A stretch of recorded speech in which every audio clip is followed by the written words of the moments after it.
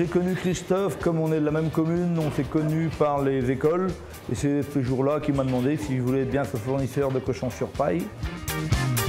On travaille exclusivement du porc de l'ERL Bellevue. La porcherie de Pascal et Isabelle est située à 9 km d'ici. Je peux choisir mes bêtes directement chez l'éleveur. Je choisis la qualité, que ce soit on va dire, musculaire des bêtes, mais ce qu'il y a dans leur assiette avant de la mettre dans celle des autres. T'aimes bien jouer un cochon, c'est pas agressif. On va en contact d'eux tous les jours, donc ils sont habitués.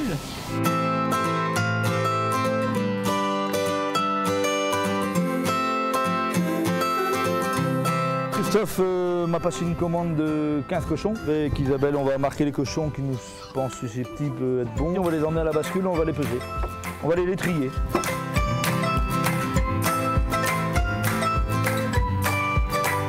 On ne met pas en dessous de 115. 127, 244, ça fait 117, c'est bon. Ça après trier, c'est le coup d'œil, hein. On est habitué. Toute notre fabrication charcutière est faite à base des porcs de Pascal et Isabelle, jusqu'au saucisson sec. Les gens aiment bien la transparence, nous questionnent beaucoup sur le bien-être de l'animal, ou comment c'est élevé, comment c'est nourri. C'est des porcs élevés sur paille et toute la fabrication est faite maison. Et nous, on ressent la qualité, à couper les côtes, on voit que c'est une tenue plus ferme.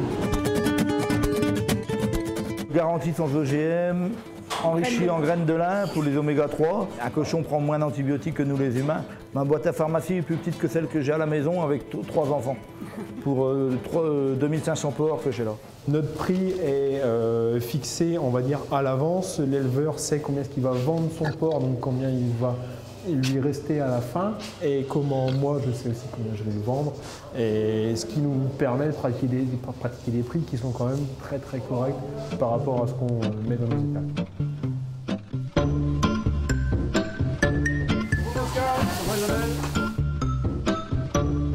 On voulait travailler qu'avec un seul producteur et pas avec un groupement, parce qu'au moins avec un producteur, on a un produit en fait. Donc le cochon est tout le temps pareil. Le bien-être animal est très important en fait. L'alimentation l'est aussi.